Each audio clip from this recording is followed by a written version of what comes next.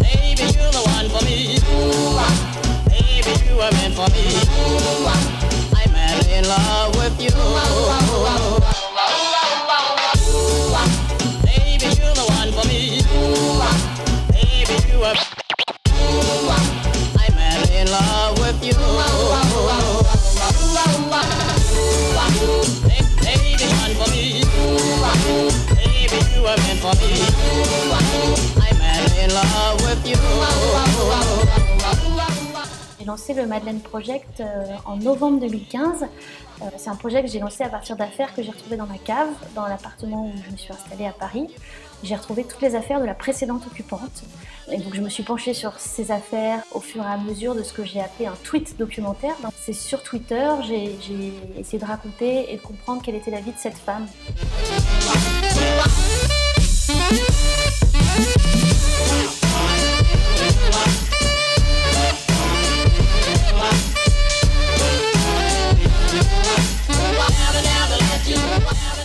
Madeleine voyageait beaucoup. Elle a voyagé notamment en Hollande puisqu'elle correspondait avec des Hollandais. C'était l'occasion de les rencontrer et puis de revenir.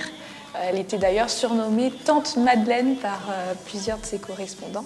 Et on en a conservé du coup un carnet de voyage qui recense heure par heure ses activités en Hollande avec ses correspondants hollandais. Je l'ai connue toujours, dès ma naissance.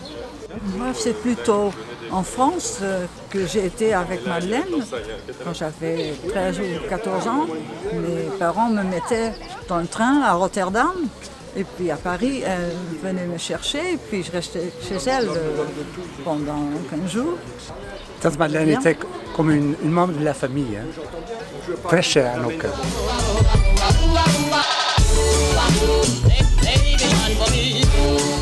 On a également d'autres voyages qu'on peut supposer où elle a été parce qu'on a des guides touristiques ESSO qui datent des années 40 et 50 qui témoignent de voyages probablement en Italie, en Norvège ou encore en Suède. Et ça c'est intéressant parce qu'ils sont souvent écrits par des historiens. Ça montre finalement une femme moderne pour l'époque, Madeleine, et probablement qui était très curieuse aussi. De par ses voyages. D'autant plus qu'on sait qu'en Hollande, elle partait en voiture, ce qui est plutôt rare en sachant que c'est déjà le début des chemins de fer, des trains qui commencent à se développer au début du XXe siècle aussi. On peut supposer aussi que c'était probablement une femme assez dynamique. On a des raquettes de tennis qui sont conservées, qu'on a retrouvées dans la cave, les patins à glace. On a aussi sorti beaucoup d'objets souvenirs. Et ces objets souvenirs ont probablement aussi été récupérés pendant ses vacances. C'est ce à quoi on peut supposer. En relevant notamment les lieux de production de ces céramiques. Je pense au vase, le vase de produit à Valoris, signé Serrart de Monaco, qui était un lieu de production important de céramique. On a un vase aussi qui vient de Quimper, notamment. Et puis on a des choses un petit peu plus exotiques qui évoquent les chinoiseries très collectionnées ou très en vogue au début du XXe siècle aussi pour décorer son intérieur et montrer finalement qu'on a été dans ces endroits. Comme on atteste du coup les inscriptions sous les objets ou sur les objets. On a aussi les blocs de cartes, de photographies déjà prédécoupés. Ça, on en a retrouvé plusieurs aussi dans la cave, provenant de Hollande là encore, qui permettent de compléter finalement aussi les photographies de Madeleine par ailleurs, au début du XXe siècle. L'exposition temporaire présente aussi des objets qui sont prêtés par le filleul de Madeleine. Et on va retrouver notamment une caméra ainsi qu'un projecteur de film.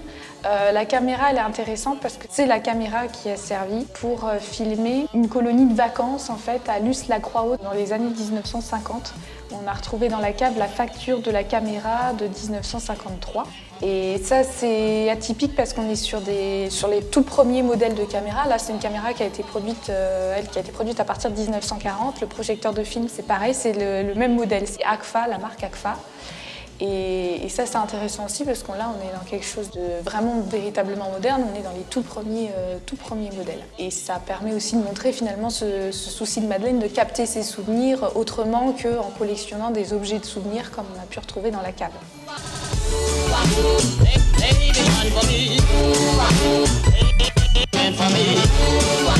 I'm in love with you.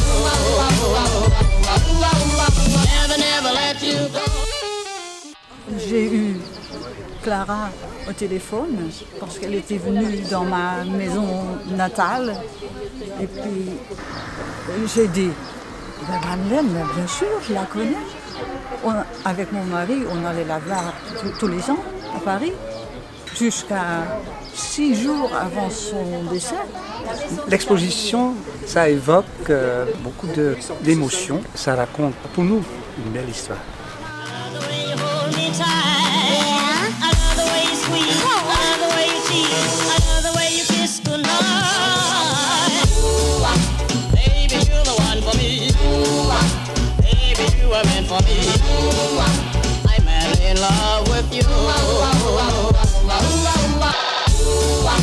Baby, you're the one for me. Baby, you are meant for me. I'm madly in love with you. Baby, you're the one for me. Baby, you are meant for me.